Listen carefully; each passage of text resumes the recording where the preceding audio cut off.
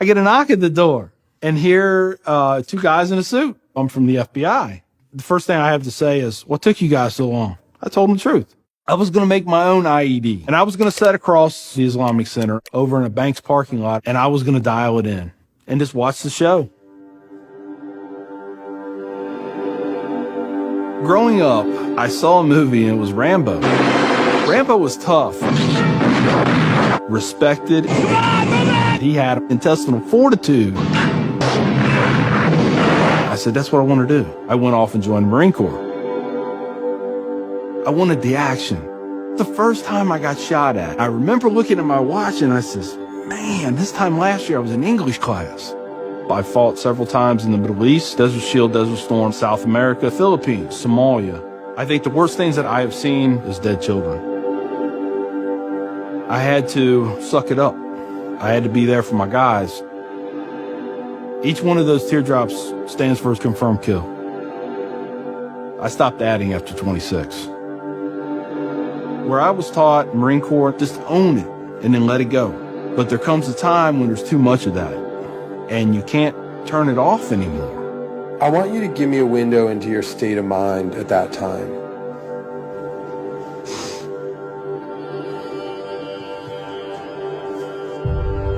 One time, my wife and I went to a DSW, and I saw in the distance these two women in black burqas in my store.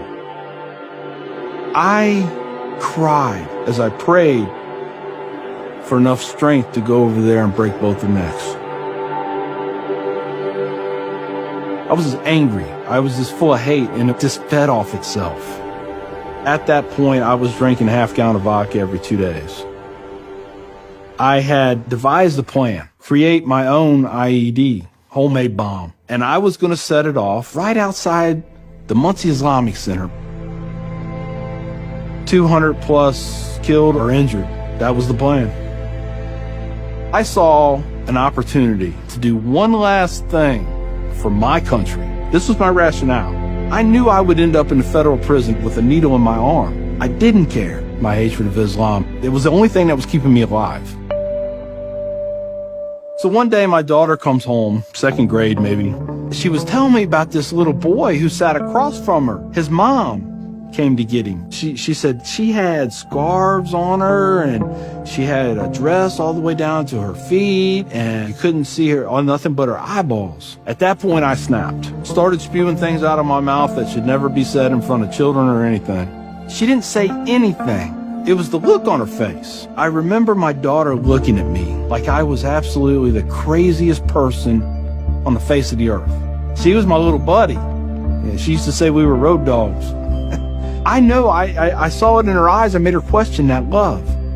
And that's when a light bulb came on. I decided to give the people of this community one more chance. So I went to the Islamic Center, see a gentleman in the shoe room taking off his shoes. He looks at me and he smiles.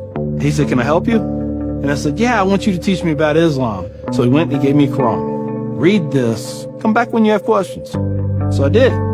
And I would see things in the book. I'd be like, there it is. I got them right there. Explain that to me. And they would. This was a kind of awakening. Long story short, 8 weeks after that first day I stepped into the Islamic Center, I became a Muslim.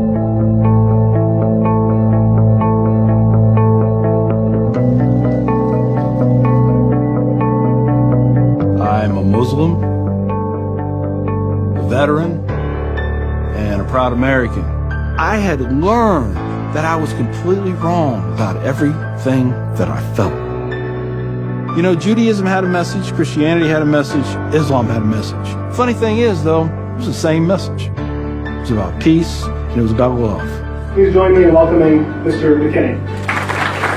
My big thing is now to stop the hate. Nothing good has ever come out of hatred. I've done too many things.